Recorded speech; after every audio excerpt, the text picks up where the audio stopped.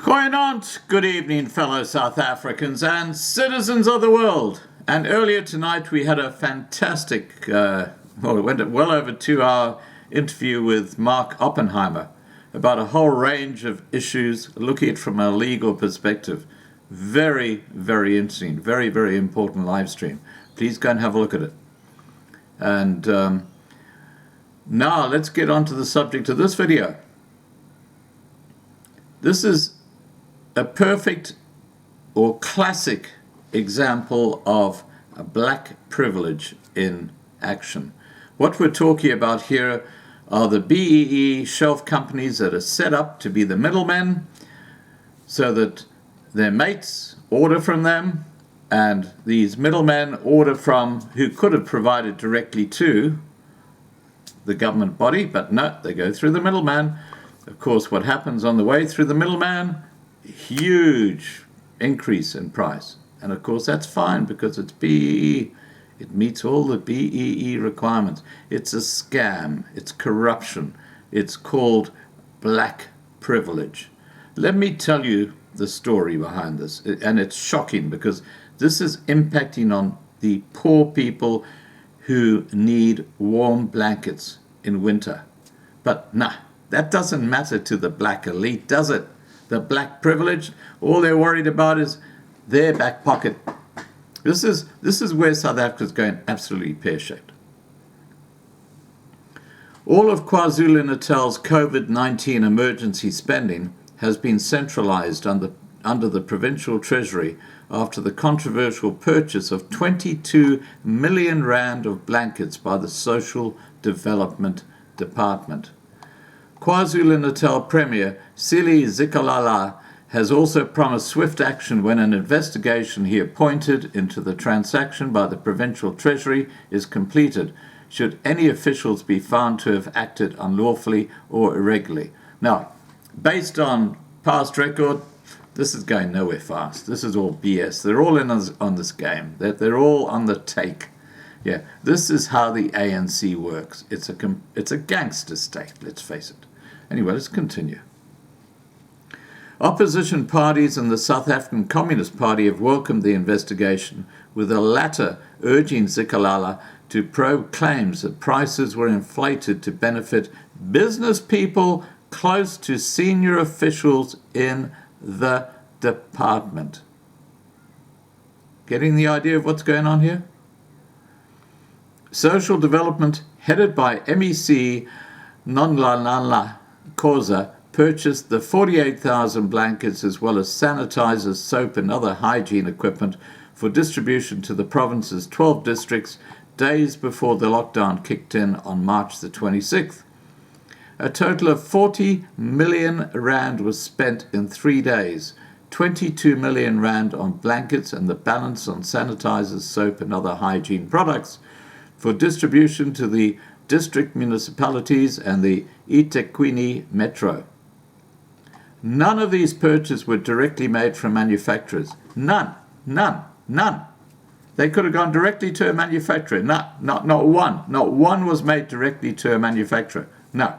But instead from a number of middlemen, little shelf companies, BEE approved, ANC cadre mates, going through their companies. Oh my God.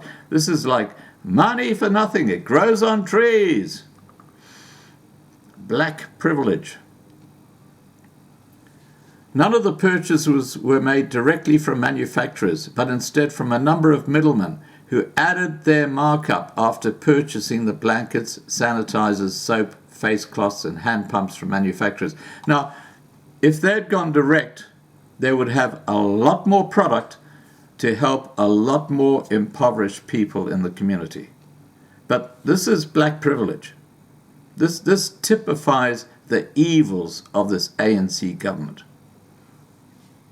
According to the department, it paid the 4 distributors between 450 and 550 rand a unit for the 2.1 meter wide and 2.4 meter long 4 kilogram mink blankets, about 36,000 of which had already been delivered. The balance, valued at 6 million rand, are still to be delivered to the department, which awarded the contract without a tender, using emergency powers in terms of Treasury regulations. A search this week found blanket manufacturers selling single blankets online for 350 Rand a unit.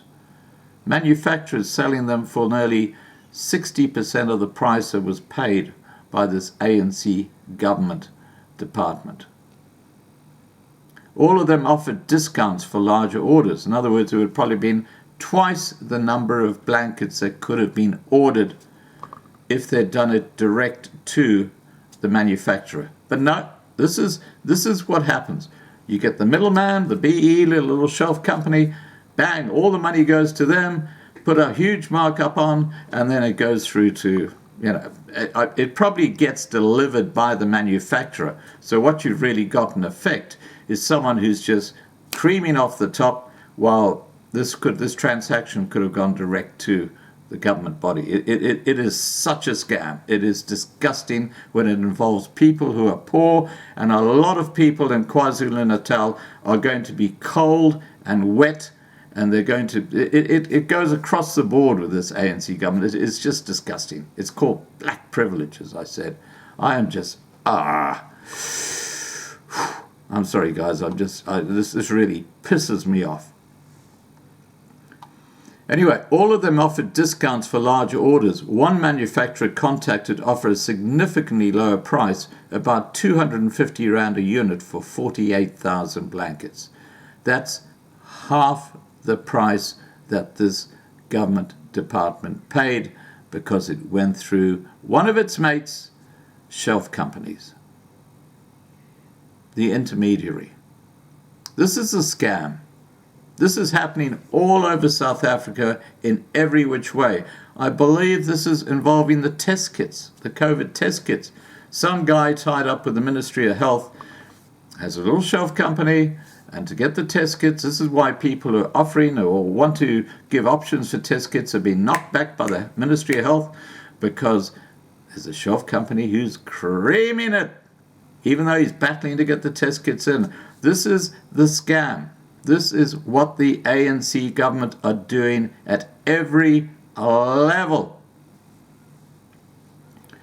Spokesperson Malaba Mamela said the blankets would be distributed to homeless shelters set up during the COVID-19 crisis, and to replenish the department's stock of blankets for the elderly, the indigent, and other people in need during disasters. The four companies, Zane Brothers, Gibela Investments, LNA Communications, and Rosette Investments, had been selected from a treasury database, Mamela said. A fifth, Ngoma Steam Pot, was appointed to supply sanitizers and other hygiene provisions. On Monday, the witness reported that a director of Ngoma Steam was the fiancé of a deputy director in social development, MEC, Nonhlanhla Khoza's office. Well, why are we surprised? Oh my gosh, what a remarkable coincidence. What a this is off the charts. This is incredible. I mean, they are squeaky clean. This sort of shit you can't make up. This is crap. This is corruption. This is the ANC, the gangster state.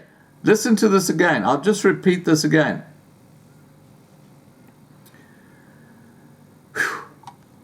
On Monday, the witness reported that a director on Ngoma Steam was the fiancé of a deputy director in social development, MEC, Nonhlanhla Khoza's office. This would never happen in a government that was, all governments have a level of corruption, but this government is feral. Mamela said he was unable to comment on the relationship between the deputy director and the director of Ngoma Steam, but that all of the small and medium enterprises that had been awarded the contract had been checked to ensure that their spouses did not work for the government. No, she was a fiancé. So they're not married. But clearly, the same rules should apply if you've got nepotism and, this family, the contact network. This is destroying South Africa. And these guys are so friggin' stupid they can't see it. The L factor, the logic factor is completely gone, missing in action, blown out of the water. It's absolutely ridiculous. I can't believe this. These are poor people that are supposed to be getting these blankets, and here these guys are enriching themselves through black privilege in the ANC system of black economic empowerment to the detriment of their own people. This is not broad-based black economic empowerment. This is black privilege in action. There's a huge difference between the two.